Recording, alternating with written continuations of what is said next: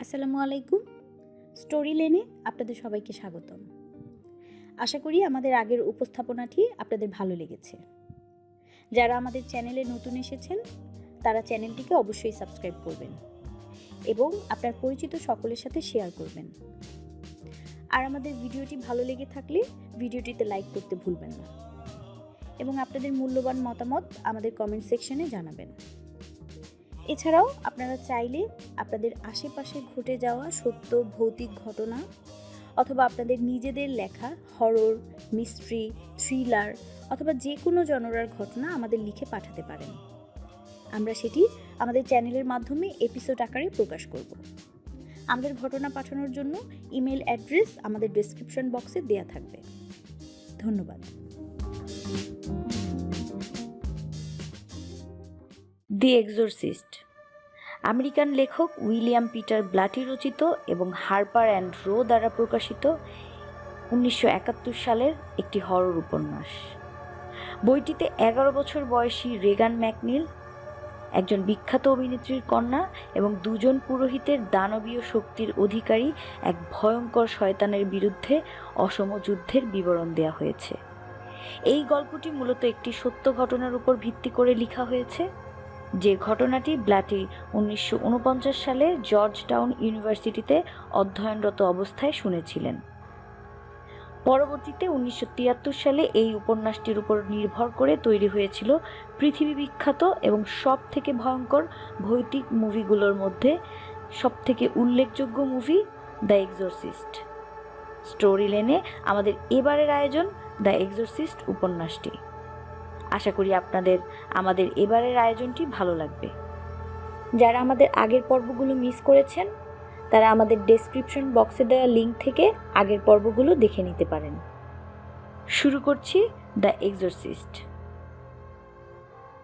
Part 4।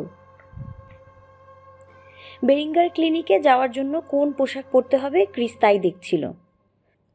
নতুন একটা পরচুলো আনিয়েছে সেদিন, ওটা পরলে কেউ আর ওকে চিনতে পারবে না। নামী অভিনেত্রীদের কোথাও যাওয়া এক ঝামেলা। কার্ল এসে বলল, একজন ভদ্রলোক আপনার সঙ্গে দেখা করতে চান। বলো দেখা হবে না, আমি ব্যস্ত। ভদ্রলোক একজন ডিটেকটিভ। ডিটেকটিভ? হ্যাঁ, উইলিয়াম কিন্ডারম্যান, হোমিসাইড ডিপার্টমেন্টের লেফটেন্যান্ট। আমার সঙ্গে তার কি দরকার? আমি জিজ্ঞেস করিনি ম্যাডাম, পরে আসতে বলবো? না, আমি যাচ্ছি। ডিটেকটিভ ভদ্রলোকের বয়স 50-এর উপরে, মোটাসোটা ভারিক্কি মানুষ, চোখের দৃষ্টি চকচকে, হাসি হাসি মুখ। পুলিশের লোক বলে মনেই হয় না। ক্রিসকে দেখা মাত্র হাত বাড়িয়ে দিল। আমার সৌভাগ্য যে মুখোমুখি আপনার সঙ্গে দেখা হলো। আপনাকে আমি পর্দায় অসংখ্যবার দেখেছি। আমি কি করতে পারি আপনার জন্য বলুন? কিছুই না, একদম কিছু না। রুটিন মাফিক 2-1টা প্রশ্ন করব শুধু।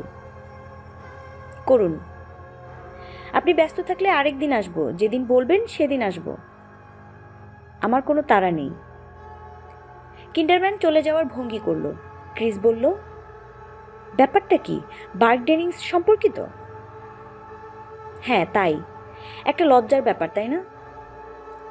বার্ক কি খুন হয়েছে? সেই জন্যই কি এসেছেন আপনি? কিন্ডারম্যান সহজভাবেই হাসল। না না, সেসব কিছুই না, রুটিন জিজ্ঞাসাবাদ। একজন বিখ্যাত ব্যক্তির মৃত্যু তো, কাজেই পরিচিত 2-1জনকে 2-1টা কথা জিজ্ঞেস করা শুধু। বার্কের টাকা পয়সা কি চুরি গেছে? একটা পয়সাও না। অবশ্য আজকাল এমন ব্যাপার দাঁড়িয়েছে যে খুন করতে কোনো মোটিভ লাগে না। আসল জিনিস হচ্ছে ড্রাগস, এলএসডি, বুঝলেন? কিন্ডারম্যান সরু চোখে তাকালো ক্রিসের দিকে, কি যেন লক্ষ্য করল। তারপর আবার সহজ ভঙ্গিতেই বলল, আমি নিজে একজন পিতা, তাই যখন দেখি আজকালকার ছেলে মেয়েদের কি অবস্থা তখন বুকটা ফেটে যায়। আপনার ছেলে মেয়ে আছে? হ্যাঁ, একটা। ছেলে না মেয়ে? মেয়ে। ক্রিস বলল, আসুন বসার ঘরে, সেখানে বসে যা জিজ্ঞেস করার করবেন। কিচ্ছু জিজ্ঞেস করার নেই আমার, রুটিন ব্যাপার। মানে মিসেস ম্যাকনিল? বলুন, আপনাকে একটু কষ্ট দিতে পারি? বলুন, কি ব্যাপার? বদহজম হয়েছে আমার, বয়স হলে যা হয়। আপনার ঘরে কি 7 আপ জাতীয় কিছু আছে? না থাকলে অসুবিধা নেই, কোনোই অসুবিধা নেই। আছে, আমি এনে দিচ্ছি। না না, আপনাকে উঠতে হবে না। ফ্রিজ কোথায় বলেন, আমি নিয়ে আসছি। রান্নাঘরে? আপনাকে উঠতে হবে না, আমি দিচ্ছি। মানুষকে বিরক্ত করতে খুব খারাপ লাগে আমার। বিরক্তির কিছু নেই। কিন্ডারম্যান কিন্তু ক্রিসের সঙ্গে রান্নাঘরে গেল। আচমকা বলল, একটা মাত্র মেয়ে আপনার, তাই না? হ্যাঁ। বয়স কত? কয়েকদিন আগে 12 হয়েছে। তাহলে আপনার চিন্তার কিছু নেই, বয়স বেশি হলেই মুশকিল। দুনিয়া আগের মতো নেই মিসেস ম্যাকনিল। আমি আমার স্ত্রীকে সেদিন কথায় কথায় বললাম, মহাপ্রলয়ের আর বেশি বাকি নেই। রান্নাঘরে কার্ল কি একটা পরিষ্কার করছিল, সে ফিরেও তাকালো না। কিন্ডারম্যান কিন্তু খুব তীক্ষ্ণ দৃষ্টিতে লক্ষ্য করতে লাগলো কার্লকে। মিসেস ম্যাকনিল, সত্যি বড় লজ্জা লাগছে।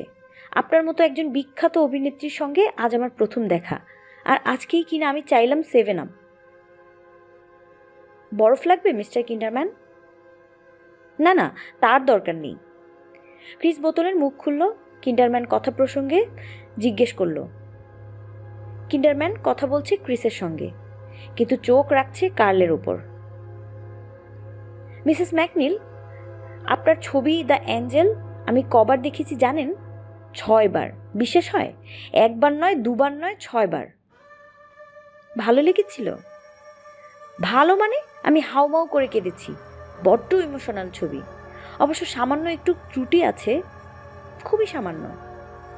আমি কিন্তু সাধারণ একজন দর্শক হিসেবে বলছি, অন্য কিছু ভাববেন না আবার। আপনার কি মনে হয় না ছবিটার আবহ সঙ্গীত বড্ড চড়া? ওসব আমি বুঝি না, তবে ছবিটা যে আপনার ভালো লেগেছে তা জেনে খুব খুশি হলাম। আবার বসার ঘরে এসে কিন্ডারম্যানের চোখে পড়ল টেবিলের ওপর একটা পাখির মূর্তি। নখ দিয়ে মূর্তির গায়ে আঁচড় কাটল সে। ক্রিস তাকাতেই লজ্জিত হয়ে হাসল। চমৎকার পাখি মিসেস ম্যাকনিল। কে বানিয়েছে? আমার মেয়ে। চমৎকার, খুবই চমৎকার। আপনি কি জানতে চাইছিলেন, বলুন। কিচ্ছু না, বলতে গেলে বলা যায় জিজ্ঞেস যা করার তা করা হয়েছে। এমনি একটু গল্পগুজব করছি আর কি। শুধু একটা দুটো প্রশ্ন না করলেও হয়। তবু এসেছি যখন, কি বলেন? জিজ্ঞেস করুন, আমি বলছি। বার্ক ডেনিস যে রাতে মারা যায় সে রাতে তিনি কি এ বাড়িতে এসেছিলেন? হ্যাঁ। কখন? বার্ক এসেছিল 7টার দিকে। ব্যাস, এখন সব কিছু পরিষ্কার হয়ে গেছে। মদ খেয়ে মাতাল অবস্থায় পা ফসকে পানির মতো পরিষ্কার। শুধু রেকর্ড ঠিক রাখার জন্যে আর একটা প্রশ্ন। বলুন। কটার সময় তিনি বিদায় নিয়েছিলেন? আমি ঠিক জানি না, তখন আমি বাড়িতে ছিলাম না, ওর সঙ্গে আমার দেখা হয়নি। তাহলে কি করে জানলেন তিনি 7টার সময় বিদায় নিয়েছেন? শ্যারনের কথা থেকে অনুমান করেছি। শ্যারন? শ্যারন স্পেন্সার, আমার সেক্রেটারি। বার্ক যখন এসেছিল তখন ও এ বাড়িতে ছিল। বার্ক ডেনিস কি শ্যারনের সঙ্গে দেখা করতে এসেছিলেন? না, আমার সঙ্গে দেখা করতে এসেছিলেন। শ্যারন তাকে বসিয়ে রেখে ওষুধ কিনতে বাইরে যায়, এরপর আমি ফিরে আসি। কটা বাজে তখন? 7:30 মতো হবে। আপনার সেক্রেটারি কখন ওষুধ কিনতে যান? আমি ঠিক বলতে পারবো না। মিস্টার ডেনিংস যখন এ বাড়িতে ছিলেন তখন কে ছিল তার সঙ্গে? আমার মেয়ে ছিল, আর কেউ ছিল না। আপনার কাজের লোকজন নেই? আছে, উইলি আর কার্ল, স্বামী স্ত্রী। তখন ওরা বাড়িতে ছিল না, ওদের আমি ছুটি দিয়েছিলাম। ওদের কি আপনি প্রায়ই ছুটি দেন, না শুধু ওই দিনই দিয়েছিলেন? প্রায়ই ছুটি দেই। ক্রিসের কপালে বিন্দু বিন্দু ঘাম জমল। সহজ ও স্বাভাবিক ভঙ্গিতে কথাবার্তা শুরু হলেও এখন যা শুরু হয়েছে তার নিখুঁত তদন্ত। কিন্তু কেন? ক্রিস দেখল কার্ল রান্নাঘরের সামনে কান খাড়া করে দাঁড়িয়ে আছে। হাতের জিনিসটা পরিষ্কার, তবু কার্ল এত ঘষাঘষি করছে কি জন্য? কিন্ডারম্যান একটা সিগারেট ধরিয়ে ঠান্ডা গলায় বলল, মিসেস ম্যাকনিল, তাহলে দেখা যাচ্ছে একমাত্র আপনার মেয়েই বলতে পারবে কখন মিস্টার ডেনিংস বিদায় নিয়েছেন। না, সে বলতে পারবে না, সে খুব অসুস্থ। ওকে ঘুমের ওষুধ দিয়ে ঘুম পাড়িয়ে রাখা হয়েছে। কি অসুখ জানতে পারি? না, আমরা নিজেরাই এখনো জানি না। ঠান্ডা বাতাস থেকে হয় এইসব। ঠান্ডা বাতাসে থাকে লক্ষ লক্ষ ব্যাকটেরিয়া, খুব লক্ষ্য রাখতে হবে। ক্রিস সরু চোখে তাকিয়ে রইল। আপনার মেয়ের ঘরটা কোথায়? দোতলায়, শেষ মাথায়। ওর ঘরের জানালা বন্ধ রাখবেন। ঠান্ডা বাতাস হচ্ছে সমস্ত অসুখের মূল। এখন আমি কার্লকে শুধু একটা কথা জিজ্ঞেস করব, তারপর শেষ। পুলিশের চাকরি যে কি যন্ত্রণা মিসেস ম্যাকনিল। কার্ল নিজে থেকেই সামনে এগিয়ে এলো। মিস্টার কার্ল, আপনি কাল কটায় বাড়ি ফিরেছেন? আমি সিনেমা দেখে বাড়ি ফিরেছি ঠিক 9:35-এ। কি ছবি দেখেছেন? লিয়ার, ক্লেস্ট মুভি হাউসে। আমি ছবিটা দেখেছি, চমৎকার ছবি। ছবি শুরু হয়েছে ঠিক 6টায়, শেষ হয়েছে 8টায়। শেষ হওয়া মাত্র আমি বাসে উঠলাম। না না, এত সব বলতে হবে না, কোনো প্রয়োজন নেই। প্রয়োজন না থাকলেও আমি বলতে চাই, আমি এম স্ট্রিটে বাস থেকে নেমে হেঁটে বাড়ি ফিরেছি। আহা, কে জানতে চাচ্ছে এসব? ছবিটা কেমন ছিল সেটা বলুন। ছবিটা ভালো। আপনার স্ত্রী কি আপনার সঙ্গে ছিলেন? না, সে অন্য ছবি দেখেছে। কি ছবি দেখেছেন তিনি? বিটলসদের একটা ছবি।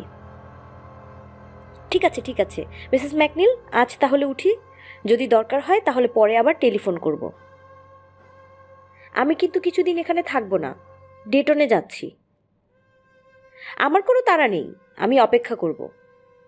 কিন্ডারম্যান সিগারেটের লম্বা টান দিয়ে চিন্তিত সুরে বলল, আপনার মেয়ের জন্য কি ভালো ডাক্তারের ব্যবস্থা করেছেন? হ্যাঁ, ওকে আমি একটা ক্লিনিকে নিয়ে যাচ্ছি। ক্লিনিকটা কোথায়? ডেটনে। এই যে বললাম আমি যাচ্ছি সেখানে। ও, তাহলে আজ উঠি Mrs McNeil. Good night. Good night. Kinderman চিন্তিত মুখে তার গাড়ির দিকে এগুলো। গাড়িতে উঠে সে বাতি জ্বালালো। গ্লোভ কম্পার্টমেন্ট খুলে ছোট্ট একটা ছুরি বের করে তার নখের ডগায় লেগে থাকা রক্ত চেঁচে চেঁচে তুলতে লাগলো। রক্ত লেগেছে রেগানের বানানো পাখির মূর্তি থেকে। ছোট্ট একটা খামের ভেতরে রঙের গুঁড়োগুলো রেখে সেটার মুখ বন্ধ করে দিল কিন্ডারম্যান। এগুলো পাঠাতে হবে পরীক্ষার জন্যে। কার লোকটার ব্যাপারে আরও খোঁজ খবর নিতে হবে। বয়স বেশ হয়ে গেলেও ব্যাটা এখনো দিব্যি গাট্টা গাট্টা। বউটা তো বুড়িয়ে গেছে, দেখলে কে বলবে ওরা স্বামী স্ত্রী। গাড়ির ড্রাইভারকে কিন্ডারম্যান বলল মর্গে নিয়ে যেতে। মর্গের 32 নম্বর লকারে বার্ক ডেনিংসের লাশ রাখা আছে, সেটা আরেকবার দেখা প্রয়োজন। কিন্ডারম্যান অনেকক্ষণ ধরে বার্ক ডেনিংসের মৃতদেহের দিকে তাকিয়ে থাকলো। আগেও সে দুবার দেখেছে, আর প্রতিবারই তার ভ্রু কুচকিত হয়েছে। বার্ক ডেনিংসের মাথাটা এমনভাবে ঘোরানো যেন কেউ মুচড়ে সেটা ঘুরিয়ে তাকে মেরেছে। কুৎসিত ব্যাপার। কিন্ডারম্যান মৃদু স্বরে বলেই ফেলল, পুলিশের চাকরির মতো খারাপ চাকরি আর নেই। ফাদার ডেমিয়েন কারাস সুতির একটা টি শার্ট আর খাকি রঙের প্যান্ট পরে দৌড়াচ্ছিলেন। তিনি রোজ ঘণ্টাখানেক এরকম দৌড়ান। উপাসনার দায়িত্ব থেকে অব্যাহতি পাওয়ার পর এই হয়েছে তার নতুন রুটিন। আজ তিনি দৌড়াচ্ছেন অ্যাস্ট্রোনমিক্যাল অবজারভেটরির দিকে। গা বেয়ে টপ টপ করে ঘাম পড়ছে, পায়ের পেশিগুলো টনটন করছে।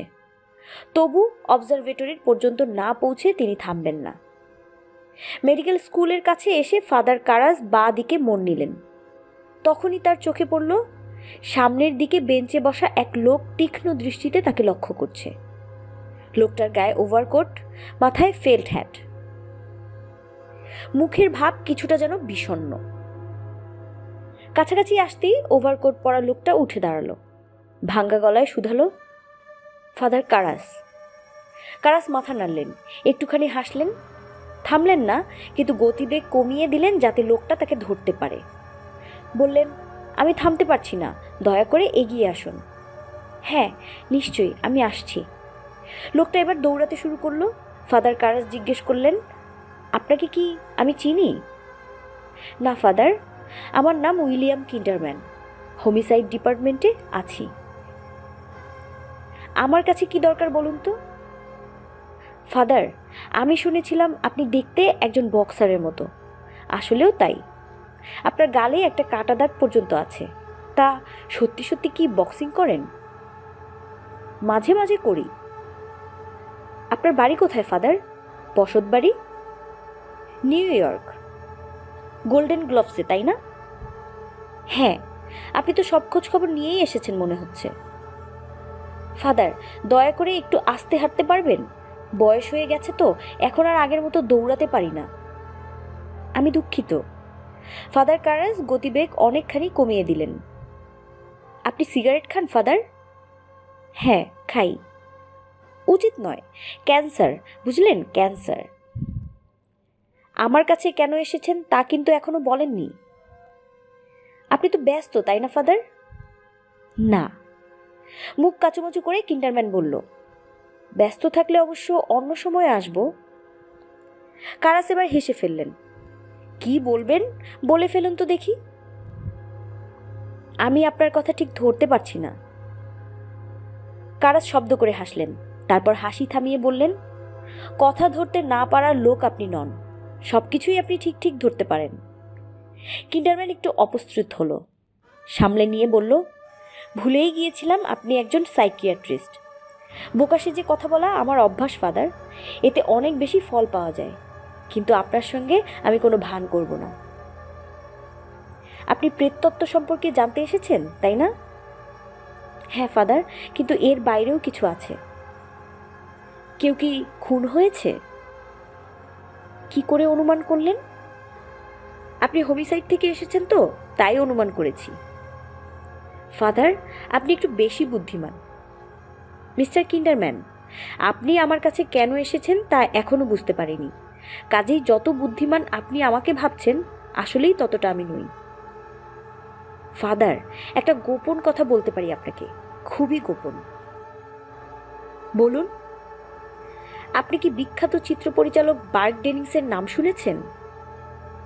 হ্যাঁ শুনেছি, তাকে আমি দেখেছিও। দেখেছেন? কিভাবে তিনি মারা গেছেন তা জানেন? পত্রিকায় পড়েছি, সিঁড়ি থেকে পা ফসকে। তাহলে সবটা জানেন না, তাই? হ্যাঁ, আপনি খুব অল্পই জানেন। আচ্ছা, অন্য একটা জিনিস জিজ্ঞেস করি, আপনি কি ডাইনি, শয়তান এইসব বিষয়ে কিছু জানেন? কিছুটা। কিছুটা মানে কতটুকু? একবার এসবের উপর রিসার্চ পেপার তৈরি করেছিলাম। বাপরে, আপনি তো তাহলে রীতিমতো একজন বিশেষজ্ঞ ব্যক্তি। কিন্ডারম্যান উৎসাহের চোটে ফাদারের হাত চেপে ধরল। বুঝলেন ফাদার, আমি কিছুই জানি না। বলতে গেলে আমি একজন অশিক্ষিত লোক, মহামূর্খ। তাছাড়া এইসব জটিল বিষয় বুঝতে হলে মাথার মধ্যে যেসব জিনিস থাকতে হয়। মিস্টার কিন্ডারম্যান, আপনি কিন্তু আবার বোকার ভান করছেন। দুঃখিত ফাদার, আমি দুঃখিত। এখন থেকে আমি সব কিছু সরাসরি বলবো, একেবারে দিব্যি দিয়ে বলছি। সেটাই ভালো। হলি ট্রিনিটিতে মা মেরির মূর্তিকে রং করে একটা বেশ্যার মূর্তি বানানো হয়েছে। মলমূত্র এনে রাখা হয়েছে তার সামনে। এসব কি কোনো প্রেত পূজার সঙ্গে যুক্ত? হয়তো। চমৎকার। এখন আসুন বার্ক ডেনিংস প্রসঙ্গে। সে কিভাবে মারা গেছে জানেন? ওই পত্রিকায় যা পড়েছি। আচ্ছা, একটা গোপন কথা বলছি এবার, কিন্তু কোথাও বসতে হবে আপনাকে। আর দৌড়াতে পারছি না, বয়স হয়েছে আমার, আগের দিন আর নেই। কারাস অজ্ঞতা একটা বেঞ্চে বসলেন, হাসি মুখে বললেন, এবার বলুন আপনার গোপন কথা। বলছি বলছি। কিন্ডারম্যান হাঁপাতে লাগলো। সে সত্যি সত্যি কাহিল হয়ে পড়েছে, টপ টপ করে ঘাম পড়ছে। মিনিট দুই চুপ করে থেকে সে টেনে টেনে বলল, বার্ক ডেনিংসের মৃতদেহ পাওয়া গেছে 7:05 সিঁড়িগুলোর নিচে। তার ঘাড় ছিল ভাঙা, মাথাটা সম্পূর্ণ পেছন দিকে ঘোরানো। তার মানে আপনি বলতে চাচ্ছেন সিঁড়ি থেকে পড়ে এমন একটা অবস্থা হতে পারে না? হতেও পারে, জায়গাটা বেশ উঁচু, তবে ফাদার, সম্ভাবনা খুব কম। হ্যাঁ, খুবই কম, এখন বলুন, প্রেততত্ত্বে এ ধরনের মৃত্যুর কথা কি আছে? আছে। বলা হয়েছে শয়তান যখন কাউকে মারে তখন এইভাবে মারে। এখন ফাদার, আপনি কি চার্চের ওই প্রেত পূজা আর বার্ক ডেনিংসের মৃত্যু, এই দুইয়ের মধ্যে কোনো যোগাযোগ দেখতে পাচ্ছেন? কারাজ কিছু বললেন না। কিন্ডারম্যান সিগারেট ধরিয়ে শান্ত স্বরে বলল, আপনার কি মনে হয় না মানসিকভাবে অসুস্থ কোনো লোক হলি ট্রিনিটিতে শয়তানের পূজা করছে? বার্ক ডেনিংসের মৃত্যুর পেছনে কি কোনো হাত থাকতে পারে না? হয়তো পারে। চমৎকার। এখন যে লোকটা শয়তানের পূজা করছে সে চার্চ সম্পর্কে ভালো জানে, লাতিন জানে, উপাসনার নিয়মকানুন জানে। কাজেই সে নিজেও একজন পাদ্রী হতে পারে, পারে না? পারে। ফাদার, আপনি তো সবাইকে চেনেন, তার উপর আপনি একজন সাইকিয়াট্রিস্ট, নামকরা একজন সাইকিয়াট্রিস্ট। আপনার পক্ষে আমি মনে করি কোন পাদ্রীটি মানসিকভাবে অসুস্থ তা অনুমান করা খুব সহজ। না, সবসময় তেমন অনুমান করা যায় না। মাঝে মাঝে দারুণ অসুস্থ লোকও দিব্যি ভালো মানুষের মতো ঘুরে বেড়ায়। পৃথিবীর সেরা সাইকোলজিস্টদের ধরার সাধ্য নেই ওরা অসুস্থ কিনা। এছাড়া মিস্টার কিন্ডারম্যান, আমি জানলেও বলবো না। ডাক্তারদের আর ফাদারদের অনেক কিছু গোপন রাখতে হয়, আমাদের কিছু নীতি মেনে চলতে হয়। এর ফলস্বরূপ অসুস্থ ব্যক্তিরা আবার অপরাধ করার সুযোগ পায়, পায় না? ফাদার চুপ করে রইলেন। বলুন, পায় না? তা হয়তো পায়। কিন্ডারম্যান দৃঢ় স্বরে বলল, কিছুদিন আগে ক্যালিফোর্নিয়ায় একজন সাইকিয়াট্রিস্টের 6 বছরের জেল হয়েছে, কারণ সে তার একজন রোগী সম্পর্কে পুলিশকে কোনো তথ্য দেয়নি। পত্রিকায় আপনি নিশ্চয়ই পড়েছেন খবরটা। আমাকে ভয় দেখাচ্ছেন? ছি ছি ফাদার, ভয় দেখাবো কি? আপনি আমাকে লজ্জায় ফেললেন। ফাদারদের কাছে কেউ যদি কনফেশন করে তাহলে ফাদাররা তা গোপন রাখতে পারেন, আইন তাদের সে অধিকার দিয়েছে। নিশ্চয়ই নিশ্চয়ই। আমি মনে করি মানুষের একটা আশ্রয় থাকা প্রয়োজন, যেখানে সে নির্ভয়ে তার অপরাধ স্বীকার করে মন হালকা করতে পারে। কিন্তু ফাদার, অপরাধ স্বীকার করার পরও তো একজন আবার অপরাধ করতে পারে। আমাদের কি উচিত নয় ওদের খুঁজে বের করা? অবশ্যই উচিত। তবে মিস্টার কিন্ডারম্যান, আমি এরকম কাউকে চিনি না। চিনলেও আপনাকে বলতাম না, আমাদের ঊর্ধ্বতনকে জানাতাম। আচ্ছা ফাদার, আপনি তো অনেককেই নিয়মিত দেখছেন, ওদের দিকে মানে পাদ্রীদের দিকে একটু লক্ষ্য রাখবেন কি? মিস্টার কিন্ডারম্যান, উপাসনার দায়িত্ব থেকে আমাকে অব্যাহতি দেওয়া হয়েছে। অনেকের সঙ্গে এখন আমার আর দেখা হয় না। কিন্ডারম্যান কি একটা বলতে গিয়েও থেমে গেল। তারপর হঠাৎ প্রসঙ্গ পরিবর্তন করে বলল, আপনি কি সিনেমা দেখেন ফাদার? দেখি। লিয়ার দেখেছেন? না। আমার সঙ্গে যাবেন ছবি দেখতে? একা একা ছবি দেখতে আমার ভালো লাগে না। আমার স্ত্রী আমার সঙ্গে যেতে চায় না, অথচ আমার ইচ্ছে করে কাউকে সঙ্গে নিয়ে দেখি। যাবেন ফাদার? কবে? সে আমি ঠিক করব। আমি ঠিক করে এসে আপনাকে নিয়ে যাব। বেশ তো, আর কিছু জিজ্ঞেস করবেন? না না। আমি কি যেতে পারি এখন? নিশ্চয়ই। তবে ফাদার, আপনার কাছ থেকে একটা জিনিস নিতে চাই। কি? হলি ট্রিনিটিতে একটা টাইপ করা কাগজ পাওয়া গিয়েছিল, অনেক অশ্লীল কথাবার্তা লেখা। সেই কাগজটা। কি করবেন সেটা দিয়ে? আঙ্গুলের ছাপ তো পাবেন না, অনেকের হাত পড়েছে তাতে। তবু একটু দেখতে চাই। বেশ তো, আসুন আমার সঙ্গে।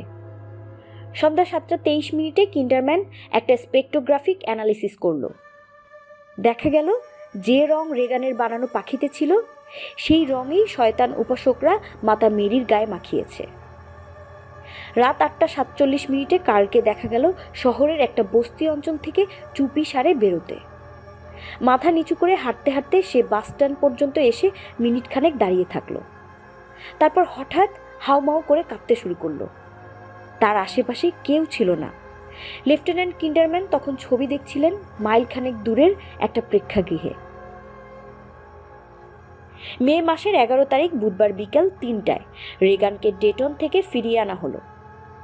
ডাক্তাররা রেগানের ঘরের বড় জানালাটা স্থায়ীভাবে বন্ধ করে দিল আর ঘর থেকে সরিয়ে নিল সবগুলো আয়না ও কাচের জিনিস।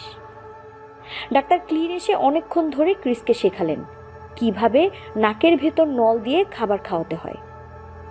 এখন রেগানের যে অবস্থা দাঁড়িয়েছে তাতে এই পদ্ধতি ছাড়া খাবার খাওয়ানোর অন্য উপায় নেই।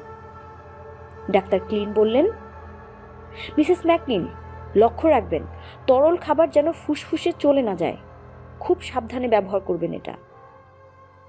ডাক্তার ক্লিন চলে যেতেই ক্রিস তার এজেন্টকে ফোন করল, জানিয়ে দিল ছবি পরিচালনার দায়িত্ব সে এখন নিতে পারবে না। মিসেস জো পেরিনকেও ফোন করল ক্রিস, কিন্তু তাকে পাওয়া গেল না। কাল শক্ত নাইলনের দড়ি দিয়ে বিছানার সঙ্গে রেগানকে বাঁধল। তার মুখ তখনও অভিব্যক্তিহীন। একসময় শুধু বলল, ম্যাডাম, আমাদের রেগান কি ভালো হবে? ক্রিস তার কোনো উত্তর দিল না। কার্লের মধ্যে রেগানের জন্য গাঢ় মমতা আছে। ক্রিস দেখেছে কার্ল প্রায় সারাক্ষণই রেগানের ঘরে মাথা নিচু করে বসে থাকে। ক্রিসের জীবনযাত্রা সঙ্গত কারণেই বদলে গেছে। তার অনুভূতিগুলো কেমন ভোঁতা হয়ে গেছে ইদানিং। বসার ঘরে চুপচাপ বসে থাকতে থাকতে একসময় ভাবল বাইবেল পড়লে কেমন হয়, কিন্তু ঘরে বাইবেল নেই, ধর্মীয় কোনো কিছুই নেই। ক্রিস অলস চোখে তাকালো বইয়ের তাকের দিকে। এ কি, মেরি জোর পাঠানো বইটা এখানে কেন? এটা না তার শোবার ঘরে ছিল? ক্রিস তাক থেকে বইটা নামিয়ে আনলো। এখানে কে আনলো এটা? শ্যারনকে ডেকে এ কথা সে কথা বলতে বলতে হঠাৎ করেই ক্রিস বইটার প্রসঙ্গ তুলল। বইটা পড়েছ? না, এ ধরনের বই পড়তে আমার ভালো লাগে না। ভূত প্রেতের বই আমি পড়ি না। রাতে ঘুম হয় না, বিচ্ছিরি লাগে। বই হাতে ক্রিস উপরে উঠে গেল। কার্ল, কার্ল, কি হয়েছে ম্যাডাম? এই বইটা কি তুমি বসার ঘরে রেখেছ? না ম্যাডাম। উইলি কোথায়? রান্নাঘরে ডিনার তৈরি করছে। নিচে নেমে এলো ক্রিস। তার মনে একটা সন্দেহ জেগেছে, হয়তো রেগান পড়েছে এই বই। বেরিঞ্জার ক্লিনিকের ডাক্তাররা যা বলেছেন হয়তো তাই সঠিক। রেগান সম্ভবত এই অবস্থায় এসেছে অটো সাজেশনের মাধ্যমে। এই বইটাই হয়তো সবকিছুর মূলে। উইলি? জি ম্যাডাম। এই বইটা কি তুমি বসার ঘরে রেখেছ? হ্যাঁ। কোথায় পেয়েছিলে এটা? রেগানের শোবার ঘরে। সত্যি? হ্যাঁ ম্যাডাম, রেগানের ঘরের মেঝেতে পড়েছিল। ঘর পরিষ্কার করতে গিয়ে হঠাৎ দেখলাম। ঠিক আছে, যাও। উইলিকে বিদায় দিয়ে চিন্তিত মুখে ক্রিস বইটা নিয়ে বসল। ডাইনি তন্ত্র, ভূতে পাওয়া, শয়তানের উপাসনা, অনেকগুলো অধ্যায় আছে বইটিতে। মিসেস জো পেরিন এই বইটা তাকে পড়তে দিলেন কেন? ক্রিস? কি? ডিটেকটিভ মিস্টার কিন্ডারম্যান তোমার সঙ্গে কথা বলতে এসেছেন। ওকে চলে যেতে, না না, আসতে বলো শ্যারন, আসতে বলো। মিসেস ম্যাকনিল, আসুন, ভেতরে আসুন। কেমন আছেন আপনি? ভালো, ধন্যবাদ। আর আপনার মেয়ে, সে কেমন আছে? আগের মতোই। আহা, বড় দুঃখের ব্যাপার। বাচ্চা কাচ্চার শরীর খারাপ থাকলে কেমন লাগে আমি জানি। আমার মেয়ে রুথের যখন অসুখ হলো, ওহ। দাঁড়িয়ে আছেন কেন? বসুন। ধন্যবাদ, অসংখ্য ধন্যবাদ। অবশ্য আপনি ব্যস্ত থাকলে আরেকদিন আসতে পারি, কোনো তাড়া নেই আমার। না, ব্যস্ত না। কি যেন বলছিলেন? রুথের কথা বলছিলাম, আমার বড় মেয়ে। থাক সেসব, আরেকদিন বলবো। আপনি ব্যস্ত? আমার নিজের জীবনের কথাই বলবো। অদ্ভুত, আপনি ইচ্ছা করলে একটা ছবি বানাতে পারেন। আমার মায়ের কথাই ধরুন, তার জন্যে আমরা সপ্তাহে 6 দিন গোসল করতে পারতাম না। গোসল হতো শুধু শুক্রবারে, বাকি 6 দিন গোসল বন্ধ। বলতে পারেন কেন? ভারী আশ্চর্য তো। কেন? হ্যাঁ, আশ্চর্যের ব্যাপারই। এই 6 দিন আমার মা বাথটাবে একটা কাতলা মাছ ছেড়ে রাখতেন, জ্যান্ত মাছ। তার ধারণা ছিল মাছটা বাথটাবের সব দূষিত জিনিস খেয়ে ওটাকে জীবাণুমুক্ত রাখবে। এখন আপনি বুঝুন অবস্থাটা। ক্রিস কোনো কথা বলল না, কিন্ডারম্যানের দিকে তাকিয়ে রইল। কেমন বিমূঢ় ওর চাহনি। কিন্ডারম্যান কিন্তু হঠাৎ উৎসাহী হয়ে নড়ে চড়ে বসল। মিসেস ম্যাকনিল, আপনার হাতের এই বইটা প্রেত পূজার ওপর লেখা, তাই না? হ্যাঁ। কোনো ছবির গল্পের জন্য পড়ছেন? না, এমনি। বইটা ভালো? মিস্টার কিন্ডারম্যান, আপনি ঠিক কী জন্য এসেছেন বলুন তো? এই দেখুন, কিচ্ছু মনে থাকে না, আসল কথাই ভুলে গেছি।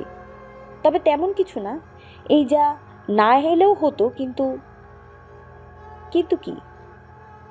কিন্ডারম্যান প্রসঙ্গ পাল্টে হঠাৎ শ্যারনের দিকে তাকিয়ে বলল, আপনার সঙ্গে বোধহয় আমার পরিচয় হয়নি। আমি শ্যারন স্পেন্সার, ক্রিসের সেক্রেটারি। খুব আনন্দ হলো আপনার সঙ্গে দেখা হয়ে মিস স্পেন্সার। আমি আবার লোকজনের সঙ্গে কথাবার্তা বলতে পছন্দ করি। বকবক করা আমার স্বভাব। কিছু জিজ্ঞেস করতে চান আমাকে? মিস্টার ডেনিসকে এ বাড়িতে বসিয়ে রেখে আপনিই তো ওষুধ আনতে গিয়েছিলেন। হ্যাঁ। তাকে একা রেখে গিয়েছিলেন? না, একা নয়, রেগান ছিল। তাকে রেখে কখন আপনি ঘর ছেড়ে যান? 6:30 হবে। তখন টিভির 6 নম্বর চ্যানেলে খবর হচ্ছিল। ক্রিস হঠাৎ তীক্ষ্ণ কণ্ঠে বলল, আপনি এত সব জিজ্ঞেস করছেন কেন? একটা হিসাব মিলছে না মিসেস ম্যাকনিল, তাই খোঁজ খবর নিতে হচ্ছে। যেমন ধরুন, মিস্টার ডেনিংস আপনার সঙ্গে দেখা করতে এসে দেখা না করেই 10 মিনিটের মধ্যে চলে গেলেন, অথচ ঘরে তখন গুরুতর অসুস্থ একটা মেয়ে। ব্যাপারটা অস্বাভাবিক নয়? ক্রিস শুকনো গলায় বললেন, বার্ককে তো আপনি জানেন না, ও খুব খামখেয়ালি। মিসেস ম্যাকনিল, আরও একটা অস্বাভাবিক ব্যাপার আছে। বলুন। মিস্টার ডেনিংস এ শহরে তার গাড়ি নিয়ে আসেননি। আমি খোঁজ নিয়েছি, তিনি কোথাও যেতে হলে সব সময় টেলিফোন করে ট্যাক্সি আনেন, ঠিক না? হ্যাঁ, ঠিক। কাজেই তার উচিত ছিল এখান থেকে ট্যাক্সির জন্য ফোন করা, কিন্তু প্রতিটা ট্যাক্সি কোম্পানিতে খোঁজ নিয়েছি, এরকম কোনো রেকর্ড তাদের কাছে নেই। ক্রিসের মুখ ছাইয়ের মতো সাদা হয়ে গেল। কিন্ডারম্যান ছোট্ট একটা নিঃশ্বাস ফেলে বলল, ব্যাপারটা ক্রমেই জটিল হয়ে পড়েছে মিসেস ম্যাকনিল। জটিল? প্যাথোলজিস্টের রিপোর্ট অনুযায়ী মিস্টার ডেনিংসের মৃত্যু দুর্ঘটনার জন্য হলেও হতে পারে, কিন্তু আপনি কি বলতে চান, ওকে খুন করা হয়েছে? কিন্ডারম্যান আমতা আমতা করে বলল, আমি বুঝতে পারি সমস্ত ব্যাপারটাই আপনার জন্য অত্যন্ত দুঃখজনক। হোক দুঃখজনক, আপনি বলে যান। মিস্টার ডেনিংসের মৃতদেহ পরীক্ষা করলে প্রথমে মনে হয় কেউ যেন ওকে। তার আগে আপনাকে একটা কথা জিজ্ঞেস করি। শ্যারনের দিকে ফিরল কিন্ডারম্যান। মিসেস স্পেন্সার, আপনি যখন ওষুধ আনতে যান তখন মিস্টার ডেনিংস কি রেগানের ঘরে ছিলেন? না, বসার ঘরে। এমন কি হতে পারে না যে তিনি একসময় উঠে গিয়েছিলেন রেগানের ঘরে? এই কথা কেন জিজ্ঞেস করছেন? ক্রিস শুকনো গলায় বলল, আপনার মেয়ের হয়তো মনে আছে, তাকে জিজ্ঞেস করতে পারলে। আমি তো আপনাকে আগেও বলেছি সে অত্যন্ত অসুস্থ, তাকে ঘুম পাড়িয়ে রাখা হয়েছে। হ্যাঁ হ্যাঁ, তা ঠিক, আগেই বলেছেন। আপনি এত সব জিজ্ঞেস করছেন কেন বলুন তো? মিসেস ম্যাকনিল, একটা নতুন সম্ভাবনার দিকে আমার চোখ পড়েছে। এমন কি হতে পারে না যে মিস্টার ডেনিংস সেদিন খুব বেশি মদ খেয়ে ফেলেছিলেন আর ওই অবস্থায় আপনার মেয়ের ঘরে হাজির হলেন, তারপর সেখান থেকে জানালা দিয়ে নিচে পড়ে মারা গেলেন? হতে পারে না এরকম? না, প্রথমত জানালাটা বন্ধ করে রাখা হয়েছে। দ্বিতীয়ত, বার্ক কখনো বেসামাল মাতাল হতো না, যদিও প্রচুর মদ খেত। তাই কি?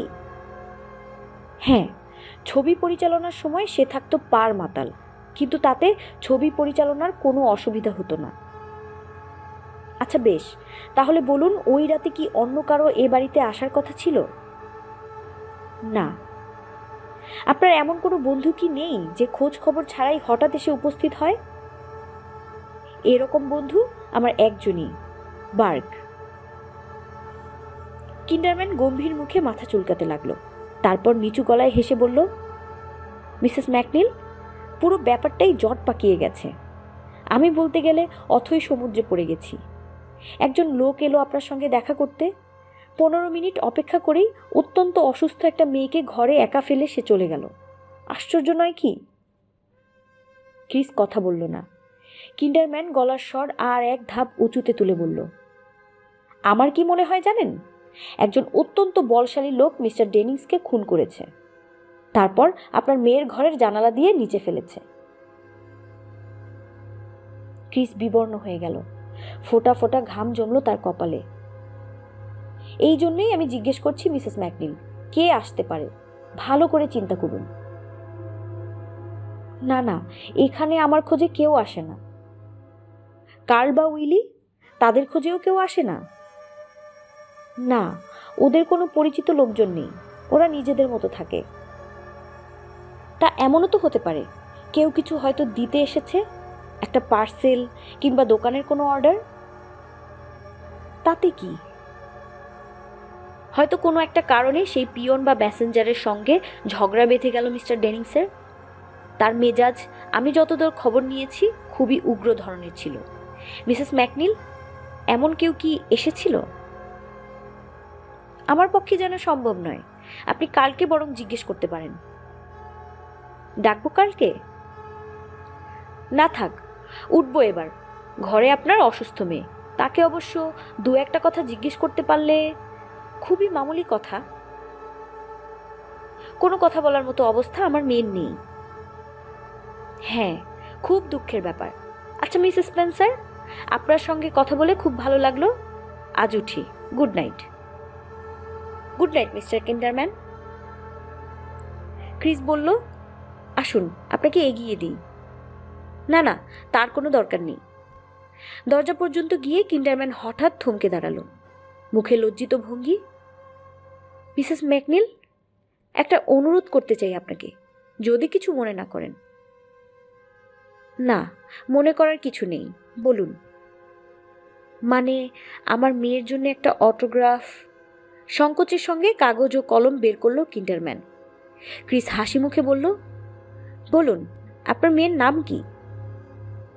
মিসেস ম্যাকনিল, আসলে হয়েছে কি, মানে, আপনাকে সত্যি কথাটাই বলি, অটোগ্রাফটা আমি নিজের জন্যই চাইছি। আমি আপনার একজন ফ্যান। আপনার এঞ্জেল ছবিটা আমি 6 বার দেখেছি। ক্রিস খসখস করে লিখল, উইলিয়াম কিন্ডারম্যানের জন্যে ভালোবাসা, তারপর নাম সই করল। মিসেস ম্যাকনিল, আপনি না খুব ভালো। আচ্ছা চলি, গুড নাইট। ক্রিস দরজা বন্ধ করেছে, তখনই কলিং বেল বেজে উঠল। দরজা খুলে ক্রিস দেখে কিন্ডারম্যানই দাঁড়িয়ে আছে। ঘাড় চুলকে কিন্ডারম্যান বলল, মিসেস ম্যাকনিল, মানে, লজ্জার মাথা খেয়ে আবার বিরক্ত করতে হচ্ছে। একটা কথা মনে পড়ে গেল কি, তাই। বলুন। আপনার ওই কার্লের সঙ্গে একবার কথা বলতে চাই। কোনো পার্সেল টার্সেল এসেছিল কিনা এই ব্যাপারে একটু নিঃসন্দেহ হওয়া আর কি। জিজ্ঞেস না করলে বুকের মধ্যে কেমন খচখচ করবে। অবশ্য জানি কেউ আসেনি, তবুও। আপনি ভেতরে এসে বসুন, আমি কালকে ডেকে দিচ্ছি। না না, আমি বসবো না, চট করে কথাটা জিজ্ঞেস করেই চলে যাব। আপনাকে আর কষ্ট করে থাকতে হবে না, প্লিজ। ঠিক আছে। কার্ল এলো প্রায় সঙ্গে সঙ্গে। তার মুখ যথারীতি ভাবলেশহীন, তবে চোখের দৃষ্টি অস্বাভাবিক শীতল। মিস্টার কার্ল ল্যাংস্টন, বলুন। আইন মোতাবেক আপনি আমার কথার জবাব ইচ্ছা করলে নাও দিতে পারেন। ইচ্ছা করলে একজন অ্যাটর্নির মাধ্যমেও আমার উত্তর দিতে পারেন। কি জানতে চান, বলুন। আপনি যা বলবেন, প্রয়োজন হলে তা আমি কোর্টে আপনার বিপক্ষে ব্যবহার করতে পারি, ঠিক আছে? ঘাড় নাড়ল কার্ল। আপনি আগে বলেছিলেন এপ্রিলের 28 তারিখ রাতে মিস্টার ডেনিংসের মৃত্যুর সময় আপনি ছবি দেখছিলেন ক্রেস্ট সিনেমা হলে। হ্যাঁ। কখন সিনেমা হলে ঢুকলেন? ঠিক মনে নেই, কিন্তু আগে বলেছিলেন 6টার সময় ঢুকেছেন। হ্যাঁ, 6টার সময়ই হবে। আপনি ছবিটা প্রথম থেকে শেষ পর্যন্ত দেখেছেন? হ্যাঁ। ছবি শেষ হওয়ার সঙ্গে সঙ্গে হল থেকে বেরিয়ে আসেন? হ্যাঁ। আগে বেরোননি তো? মনে করে দেখুন। না, পুরো ছবিটাই দেখেছি। কখন ফিরে আসেন বাড়িতে? ঠিক 9:30টায়। আর আপনি বলছেন প্রথম থেকে শেষ পর্যন্ত ছবিটা দেখেছেন? হ্যাঁ, আমি তো বললামই। দেখুন মিস্টার কার্ল, আপনার সমস্ত কথাবার্তা আমি টেপ করছি, কাজেই ঠিকঠাক বলাই ভালো। আমি ঠিকঠাক বলছি। তাহলে আপনার নিশ্চয়ই মনে আছে ছবি শেষ হওয়ার মিনিট 10 আগে একটা লোক হলে বেশ হইচই করেছে? মনে আছে। হইচইয়ের কারণটা বলতে পারেন? মাতাল ছিল লোকটা। তাকে কি করা হয় তখন? বের করে দেওয়া হয়। ছবি শেষ হয় কখন? ঠিক 8টায়। তার আগে নয়? না, ঠিক 8টায়। কিন্ডারম্যান সিগারেট ধরিয়ে এবার ঠান্ডা চোখে তাকালো কার্লের দিকে। দেখল মূর্তির মুখের মতো অভিব্যক্তিহীন একটা চেহারা। মিস্টার কার্ল, বলুন। ও রাতে সিনেমা হলে কোনো গন্ডগোল হয়নি। আমি আপনাকে ঘটনাটা বানিয়ে বললাম। আপনার কিছু বলার আছে? না। হলের প্রজেকশন রুমের লগবুক আমি পরীক্ষা করেছি। যান্ত্রিক গোলযোগের জন্যে ওই রাতে ছবি শেষ হয়েছে 8:15-য়। কাজেই ছবিটা শেষ পর্যন্ত দেখে থাকলে ঠিক 9:30টায় আপনি ফিরতে পারেন না। কার্ল বরফ শীতল চোখে তাকিয়ে রইল, কোনো জবাব দিল না। মিস্টার কার্ল, বলুন। কোথায় ছিলেন ওই রাতে? আমি ছবি দেখছিলাম। কিন্ডারম্যান হাসি হাসি মুখে এক দৃষ্টিতে তাকিয়ে রইল কার্লের দিকে। কার্ল ফিস ফিস করে বলল, আপনি কি আমাকে অ্যারেস্ট করবেন? না, এত সহজে কাউকে অ্যারেস্ট করি না আমি। Good night mister Karl. Good night. বেজায় ঠান্ডা পড়েছে, কি বলেন? হ্যাঁ। দ্রুত পায়ে বাড়ির দিকে এগিয়ে গেল কিন্ডারম্যান। রাত 10টার মতো বাজে। শ্যারন ঘুমোতে গেছে। রেগানের ঘরের বাইরে এতক্ষণ চুপচাপ বসেছিল কার্ল। সেও একসময় নিজের ঘরে চলে গেল। ক্রিস পরপর 2 পেয়ালা কফি খেয়েছে। না, ঘুম আসছে না কিছুতেই। রেগানের ঘরেও সারা শব্দহীন। তার মানে এখনো জেগে ওঠেনি ও। ডাক্তারের কথাই ঠিক, রেগান আজ রাতে আর জাগবে না। রাত 11টার দিকে ক্রিস মেয়েকে দেখতে গেল। ঘরের ভেতর নীল আলো, ভয়ানক নীরবতা। বাতাস কেমন যেন ভারী হয়ে আছে। ক্রিস মৃদু স্বরে ডাকল, রেগান, মামুনি। কোনো সারা শব্দ নেই। ক্রিস খানিকক্ষণ দাঁড়িয়ে থেকে ঘর ছেড়ে বেরিয়ে আসছে। ঠিক তখনই ভারী গলায় কে যেন ডাকল, চলে যাচ্ছ কেন? এসো, ফিরে এসো, ময়না সোনা, চাঁদের কণা। কয়েক মুহূর্ত ক্রিস স্পষ্টভাবে কিছু চিন্তাও করতে পারল না। বার্ক ডেনিংসের গলা ভেসে আসছে রেগানের ঘর থেকে, কিন্তু তা কি করে সম্ভব? আমি তোমার মেয়ের সঙ্গেই আপাতত আছি। যাব কোথায় বলো? কি হলো, ভেতরে আসছো না কেন? ক্রিস বিকৃত স্বরে ডাকলো, কার্ল, কার্ল। আহ, আবার কার্লকে ডাকা কেন? ভয় লাগছে? ভয়ের কিছু নেই। ক্রিস খোলা ঘরের দিকে তাকালো। রেগানের কাত হয়ে থাকা মাথাটা দেখা যাচ্ছে। ও কি জেগে আছে? খুটখুট করে শব্দ হলো। কিসের শব্দ? ক্রিস তাকালো বন্ধ জানালার দিকে। তখনই ওর চোখে পড়ল ওটা। কিন্তু কি ওটা? চিৎকার করে উঠল ক্রিস, আর ওই চিৎকারের মধ্যেই জ্ঞান হারালো। আমাদের আজকের আয়োজন এই পর্যন্তই। খুব শীঘ্রই আমরা এই গল্পের পরবর্তী অংশ নিয়ে হাজির হব। যারা এতক্ষণ পর্যন্ত আমাদের সাথেই ছিলেন তারা অবশ্যই আমাদের ভিডিওটি লাইক করবেন ও আপনার পরিবার, আশেপাশের পরিচিত মানুষদের সাথে শেয়ার করে আমাদের এরকম ভিডিও তৈরি করতে অনুপ্রাণিত করবেন। এবং অবশ্যই আপনাদের মূল্যবান মতামত আমাদের কমেন্ট করে জানাবেন। আর যারা নতুন আমাদের চ্যানেলে এসেছেন তারা আমাদের চ্যানেলটি সাবস্ক্রাইব করবেন। ধন্যবাদ।